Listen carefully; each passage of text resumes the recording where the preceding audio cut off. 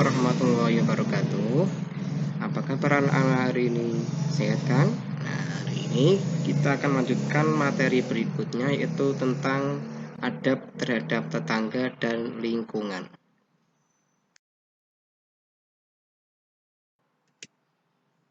Nah, sekarang coba kalian amati dua gambar berikut ini. Nah, berikutnya kalian coba jawab pertanyaan-pertanyaan berikut ini, yaitu pertama, peristiwa apa yang kamu lihat pada gambar? Selanjutnya, mengapa bisa terjadi bencana alam? Apa yang harus kita lakukan agar bencana alam bisa kita hindari? Bagaimana sikap yang baik terhadap lingkungan kita?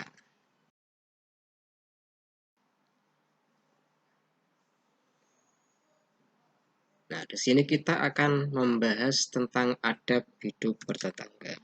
Pertama, arti hidup bertetangga. Apa itu tetangga? Tetangga itu adalah orang-orang yang tinggalnya berada di sekitar kita, baik yang seagama maupun berlainan agama, berlainan suku, maupun berlainan status sosial ekonomi. Dengan keragaman suku, agama, dan status sosial, kita tidak boleh membeda-bedakan di antara mereka agar terjalin hubungan yang harmonis, saling menghormati, sehingga terbina kerukunan hidup bertetangga. Nah, ini sesuai dengan sabda Rasulullah SAW, wa man kana yu'minu billahi wal yaumil akhir falyukrim jaruhu. Jadi barang siapa yang beriman kepada Allah dan hari akhir, maka hendaklah memuliakan tetangganya. Berikutnya, kita akan membahas tentang adab hidup bertetangga. Yang pertama, selalu berbuat baik dengan tetangga. Lalu berikutnya, kita harus memberi kenyamanan hidup terhadap tetangga. Lalu, tidak menyakiti tetangga. Kemudian, tidak menyebarkan rahasia. Saling menasihati dan mengarahkannya pada kebaikan. Saling bersilaturahim. Dan yang terakhir, menjenguk mereka ketika sakit. Kenapa? Nah, karena tetangga itu merupakan saudara dekat kita dibandingkan dengan saudara-saudara kita yang masih mempunyai hubungan darah dan berjauhan rumah. Tetangga itu lebih tahu keberadaan kita setiap hari dibandingkan saudara-saudara kita yang jauh tempatnya. Oleh karena itu, kita harus tahu bagaimana adab hidup bertetangga yang baik agar terjalin hubungan yang harmonis.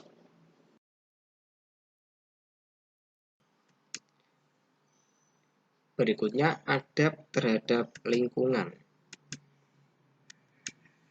Apa itu lingkungan? Lingkungan adalah segala sesuatu yang berada di sekitar manusia, baik itu binatang, tumbuh-tumbuhan, maupun benda-benda lain yang tak bernyawa.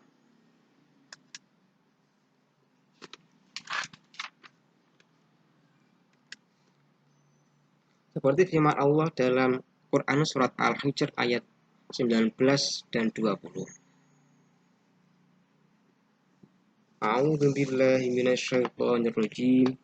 Bismillahirrahmanirrahim. Wal arda madadnaha wa alqaina fiha rawasiya wa ambatna fiha min kulli syai'in mawzun. وَجَعَلْنَا لَكُمْ فِيهَا مَعَايِشَ وَمَن لَّسْتُمْ لَهُ بِرَازِقِينَ. Artinya, dan kami telah menghamparkan bumi dan menjadikan padanya gunung-gunung, dan kami tumbuhkan padanya segala sesuatu menurut ukuran.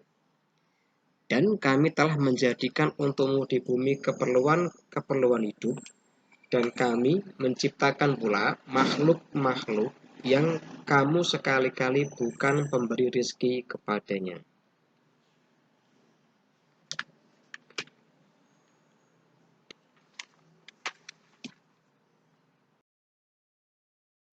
Berikutnya adalah adab terhadap binatang.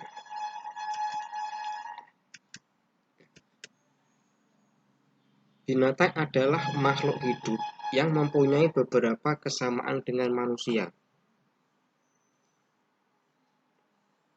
Dalam memenuhi kebutuhan hidupnya, binatang juga memerlukan makan sehari-hari, tempat berlindung yang aman dan nyaman dari berbagai gangguan ancaman dari makhluk lainnya. Nah, lingkungan yang dibutuhkan binatang juga hampir sama seperti yang dibutuhkan manusia. Mereka juga saling bergantung dan saling membutuhkan antara satu dengan yang lainnya. Manusia diberikan kelebihan oleh Allah berupa akal dan keterampilan yang lebih baik dari binatang. Nah, untuk itu harus bisa menjaga dan melestarikan binatang di sekitarnya dengan baik. Nah, manusia sebagai makhluk yang mempunyai akal sempurna, pikiran, dan perasaan harus bisa memberikan perlindungan yang baik kepada binatang, terutama kepada hewan-hewan yang dilindungi negara.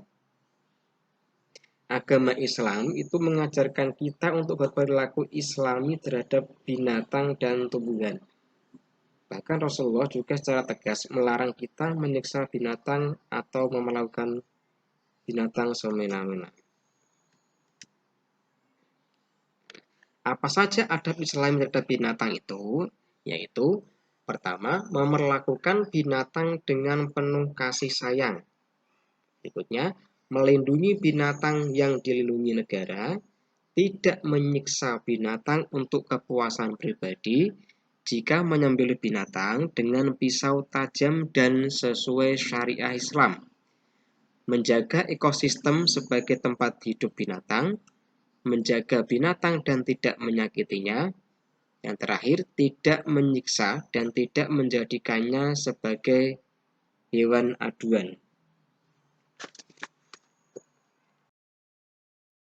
Berikutnya adalah adab terhadap tumbuhan.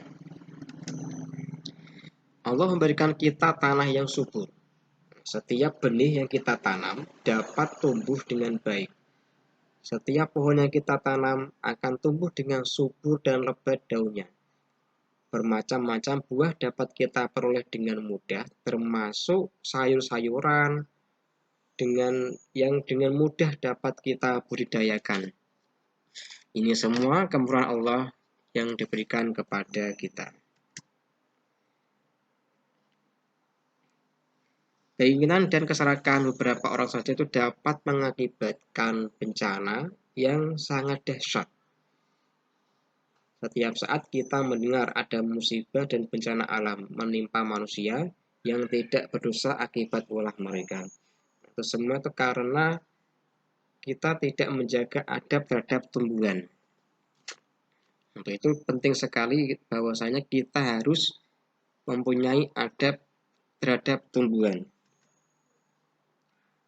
Nah, di antara bencana yang sering terjadi itu adalah tanah longsor, kebakaran hutan, banjir, kekeringan, tanah. Kita belajar tentang cara menjaga kelestarian alam. Banyak hal yang bisa kita lakukan untuk selalu menjaga kelestarian alam dan tanaman yang terdapat di sekitar kita. Antara lain, pertama, menjaga tanaman yang terdapat di lingkungan rumah kita. Berikutnya, memberikannya pupuk secara tepat agar tumbuh subur.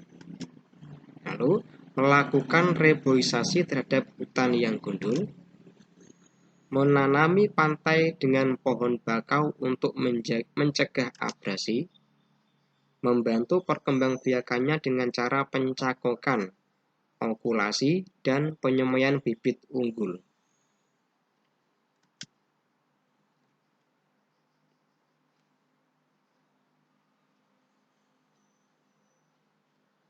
Berikutnya, menjaga kelangsungan hidup tumbuhan.